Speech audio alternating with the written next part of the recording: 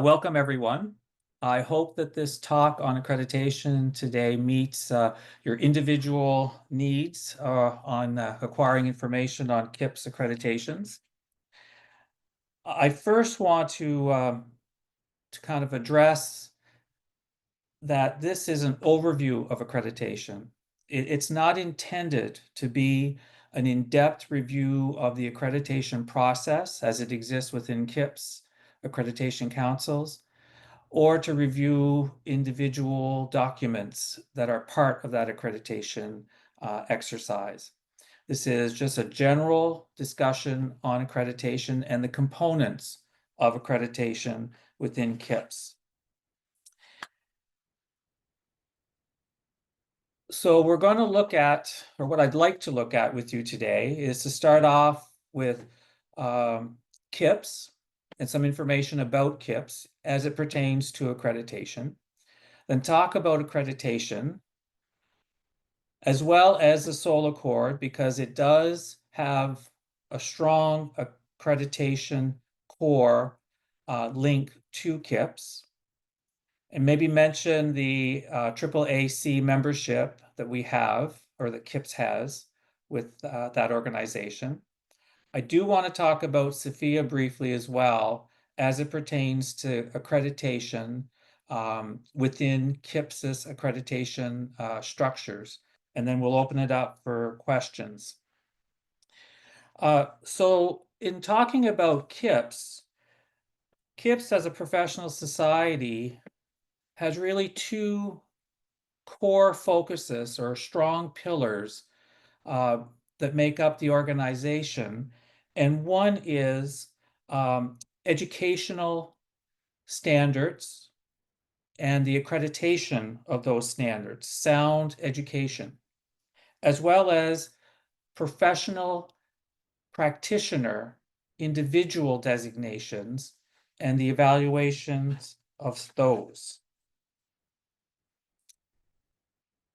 CIPS, being founded in 1958, predominantly by the academic community, it only makes sense that accreditation is a huge component of what CIPS does. If we fast track to today, CIPS has 9 provincial societies. It's a federation that certifies ICT professionals locally and abroad. The Information Systems Professional, the I.S.P designation, was established in 1989. And to date, it still is the only Canadian legally recognized ICT professional designation. And then in 2008, the Information Technology Certified Professional designation was established to be Canada's only internationally IP3, International Professional Practice Partnerships, accredited designation for IT professionals. At the same time, the Associate Information Technology Professional designation, a pre-professional designation, as we refer to it as, for recent graduates of accredited programs.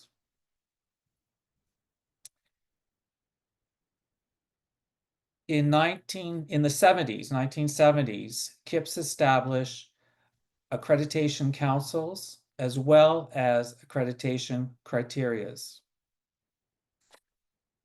And all members of CIPS are expected to abide by a defined CIPS code of ethics.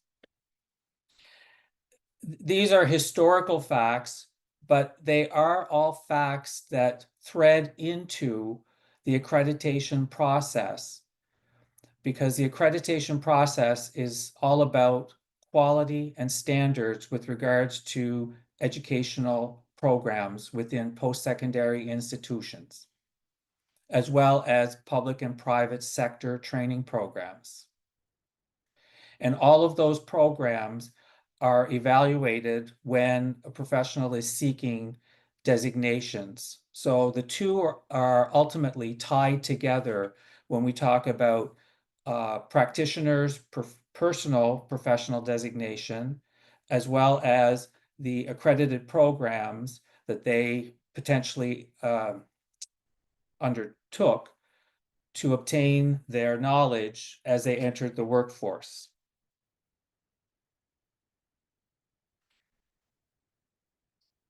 CIPS as an organization, its mission is to obviously protect the public with ethical and skilled IT professionals. It is to develop and align IT standards with the accredited programs. It's to increase recognition of the IT profession with industry, government, the academics, and the public sector. It is to develop and maintain the integrity and competence of individuals' activities in IT, and it is to advance theory and practices of IT and promote sharing of information, as well as to establish public awareness of IT. Those are CIPS's overall mission statements or mission goals, but they all do thread into accreditation in the context that the accreditation criteria, both for the curriculum as well as the institution, facilities, faculty, environment, all make up the components that support these mission statements. So if we want to look now at accreditation specifically, accreditation being a process that an educational institution or a public or private sector organization undertakes, they're looking to be reviewed externally to determine if they meet the quality standards as defined by the CIPS criteria. It's not a permanent stamp of approval, if we want to use that term. It's simply an accreditation for that point in time, and there is a periodic review required to maintain your accreditation.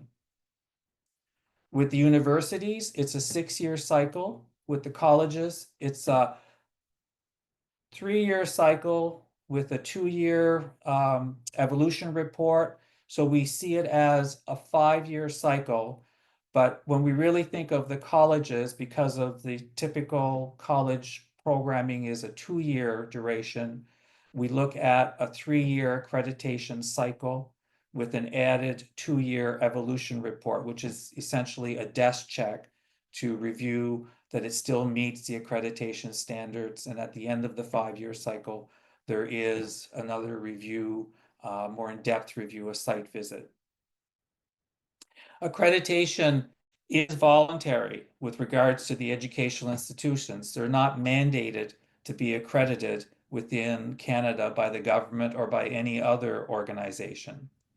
It's an opportunity for the institution or the public or private sector to have an external review by a team usually composed of academics and industry representatives who are volunteers and who are willing to contribute their professional knowledge as well as their experience within the context of improving the programming quality assurance. And then graduates of CIPS accredited programs are eligible for the AITP designation. So that starts them off on their professional designation track, moving towards the I.S.P or the ITCP.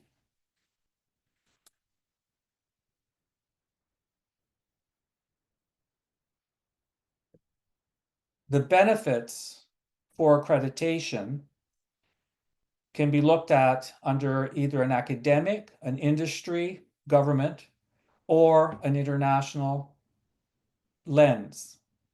From an academic point of view, academic institution, it's an external review. It's an opportunity to have someone come in and to review and to put a standard up against your curriculum, your program, to determine if it meets those standards. It's also, from the institution's perspective, an opportunity. It allows them an opportunity to self-review and analyze what they are doing, what they've put together, which does show and illustrates a commitment to self-improvement of their programming. It does allow for one institution to differentiate its accredited programs to non-accredited programs. From an industry and government perspective, it's an opportunity to network. Industry is part of the accreditation process. They're part of the development of the standards, the criteria. And accredited programs are recognized by external organizations. So it allows for that networking component, whether it be through the accreditation teams or through social events that CIPS or government or other industries hold, conferences, but there is that networking opportunity. Internationally, CIPS is part of the Seoul Accord. It's recognized under that Seoul Accord, which I'll speak to later on. It does allow credential portability at the university level currently. And the standard, or the global standard, with regards to criteria is a benchmark. It's not something that is a standardized, everyone must adopt this particular set of standards or criteria, but we see the term substantially equivalent expectation with regards to programs or societies that are part of the Seoul Accord.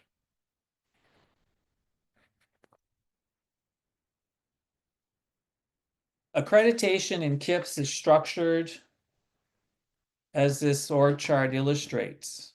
There's a director of accreditations nationally who oversees 3 councils: Computer Science Accreditation Council for the university baccalaureate level, Information Systems and Technology Accreditation Council overseeing college, diploma, and applied degree credentials, and then the Business Technology Management Accreditation Council overseeing the accreditation of university business technology management programs. More recently, ISTAC has expanded its accreditation activities to the public sector and the private sector with regards to having those programs internally to those sectors accredited. From an accreditation point of view, when you have a post-secondary institution, their programs are accredited or seek accreditation, their program, their credentials. I'll use the term, it's a general credential. It's very specific in most cases because it's computer science, it's information systems, it's information technology, it's a specific track, but it is still a general training. When we look at the public and private sector, we have employers who have employees and they're wanting to develop training programs for a specific job classification that that employee wishes to move to. So their training program is very specific. It's for a specific occupation. So the accreditation standards or criteria standards for the curriculum utilize the SOFIA framework, which I'll speak to later on as well. Currently, CSAC has 34 computer science accredited programs and 8 software engineering programs accredited in Canada. ISTAC has 8 programs accredited in Canada and 10 accredited internationally. And then BTMAC, currently, due to restructuring over the last, basically since during COVID and since COVID, has no current programs accredited.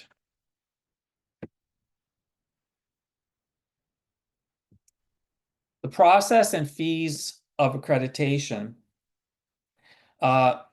this is a more simple view of it. There's a very detailed flow chart that itemizes or indicates the flow of accreditation, but we're not going to use that today as our focal point. Essentially, if an institution or an organization wishes to move or seek accreditation, they contact the CIPS Secretariat and indicate that they wish to seek accreditation for either a new program or an existing program. If it's a new program, it's a program that should have had at least one graduating class. The institution is forwarded a self-study guide that they complete. So that's where the internal review occurs, and they return it to the CIPS Secretariat. A site visit agenda is established from a template that is provided to the organization or institution. And then an accreditation team travels to the institution for the review.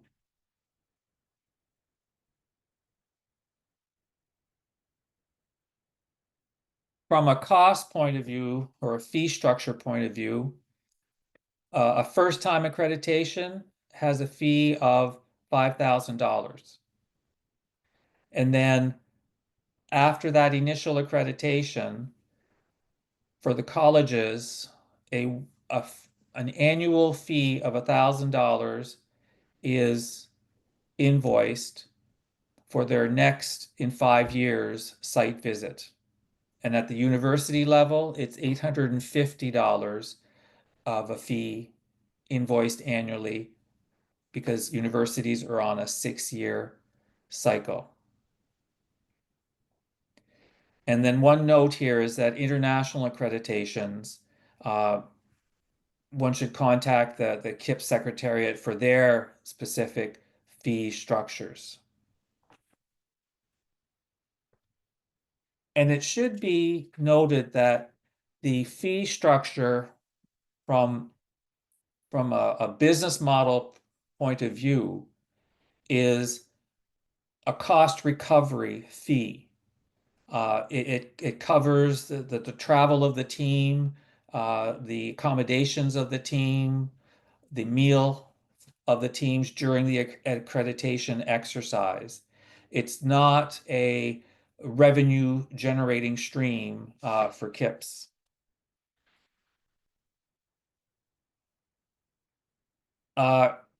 As an organization, CIPS belongs to 2 organizations since it does accreditations. One I've already mentioned is the Seoul Accord, and we're also a founding member of the Seoul Accord. In 2008, we were part with United States, Britain, Australia, Japan, Hong Kong, Taiwan, and Korea as the founding signatories of the Seoul Accord. And we have maintained our membership since then. And we've seen the Seoul Accord grow to now 17 signatories. Essentially, a signatory is a professional society, and to date, the professional society's jurisdiction is their country. And then we're also a full member of the Association of Accrediting Agencies of Canada.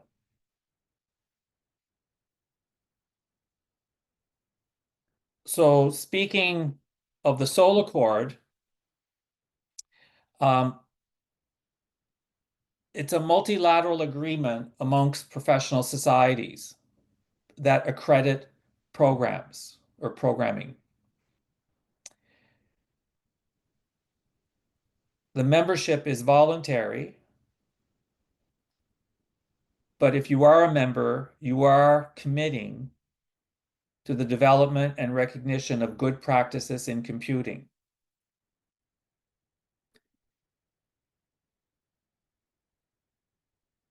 The Seoul Accord, when it was first established what we refer to as graduate attributes. These are specific attributes that one would expect a graduate to have. And they established them for the professional, typically the university level, the technologists, typically the diploma college level, and the technician within Canada, typically college or private sector programs. So the 10 graduate attributes that were defined are intended to define the scope and standards of programs. So at a high level, we expect to see all 10 of the graduate attributes as part of the curriculum that makes up that credential. They form a set of individually accessible outcomes. Since graduate attributes are outcome-based evaluations of programs, we often view it as, or we say, a graduate can. So the graduate attribute criteria is looking at what a graduate can do, should do upon graduation. And each graduate attribute is further defined within the 3 tracks of professional, technologist, technician to expand on what is intended or expected within that specific track. It's not linked to any technology or any platform, so it is very general, but as much as it is general, it is very specific. And currently, in the Seoul Accord, recognition only applies to the professional graduates at this point in time. Although there is a working group which CIPS is part of with the United States, Mexico, to establish the recognition of the technologist level credential across the signatories that do accredit at that level. Not all signatories accredit at that technologist level, but all signatories accredit at the professional level currently. CIPS, for its accreditation standards, has adopted the Seoul Accord graduate attributes in both the university and the college level accreditations.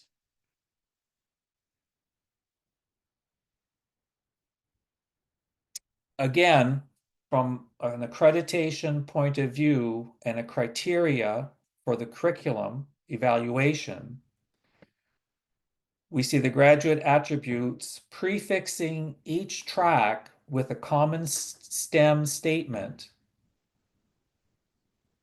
I won't read aloud, you can look at it. But when we look at each track, we can see that in the professional track, words such as abstraction, conceptualization, models are used. Whereas in the technologist track, words such as applied, procedures, processes, systems are used. And the technician track, words such as variety, procedures, practices are used, which again defines the depth, the complexity, and the level expected for each graduate attribute as it's further expanded within each of the graduate attributes.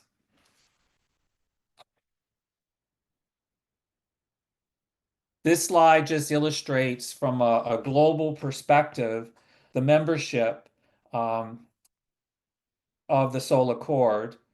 It does not yet touch all continents, but we're getting closer and closer to having all continents recognized as part of the Seoul Accord.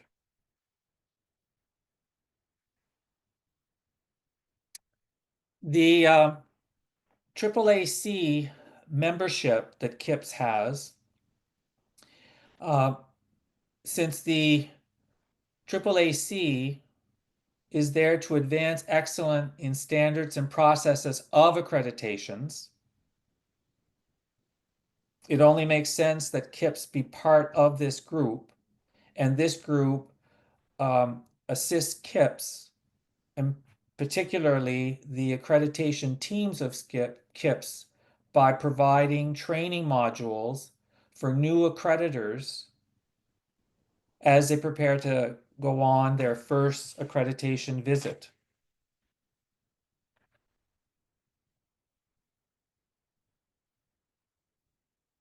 So now let's look at SOFIA.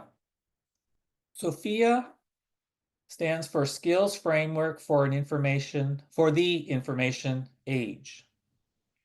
It's globally accepted as a common language for skills and competencies in the digital world.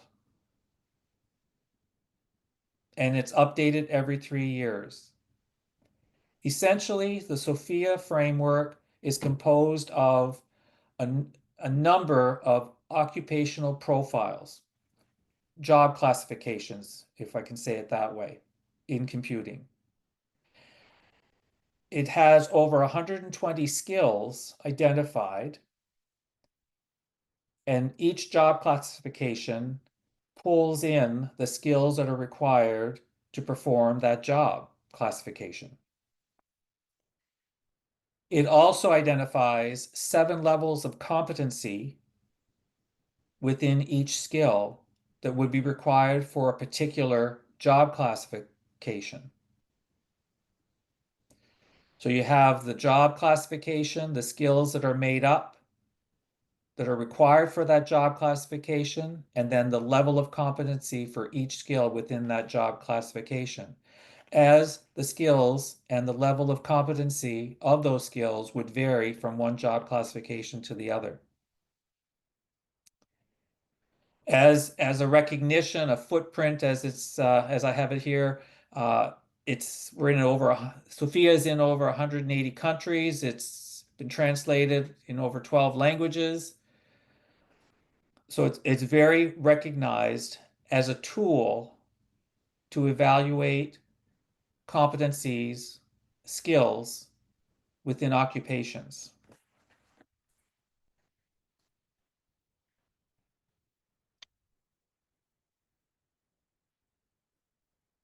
From an accreditation point of view for CIPS, SOFIA accreditations are a new line that we have been exploring, or that we have explored and will continue to do so. Essentially, our accreditations historically have been for post-secondary institutions, both at the university and the college level. More and more industry, both public and private, are establishing training programs for their existing employees who want to make a vertical or a lateral move. Those training programs are comprised of multiple pieces of training: self-training, video training, online training, industry courses, identified post-secondary institution courses. but they are specific to an occupation. Whereas a university or a college diploma, as I mentioned earlier, it's a more general knowledge base.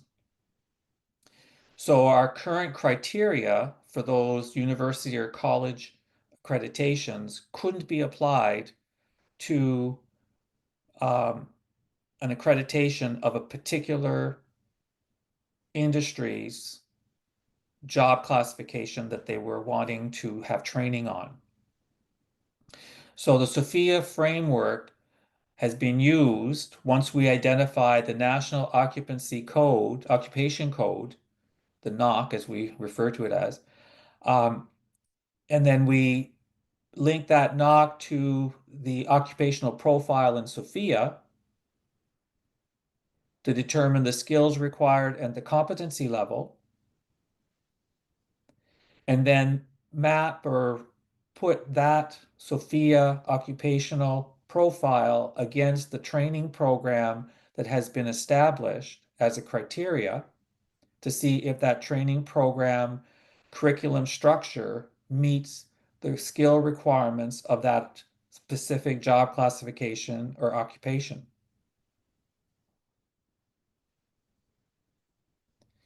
This is new to CIPS. We piloted a project with a government agency in Canada. The accreditation process was successful.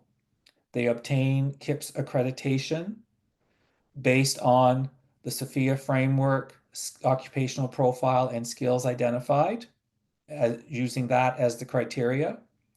And they were recognized by CIPS. So it opens up those doors for non-institutional type training programs.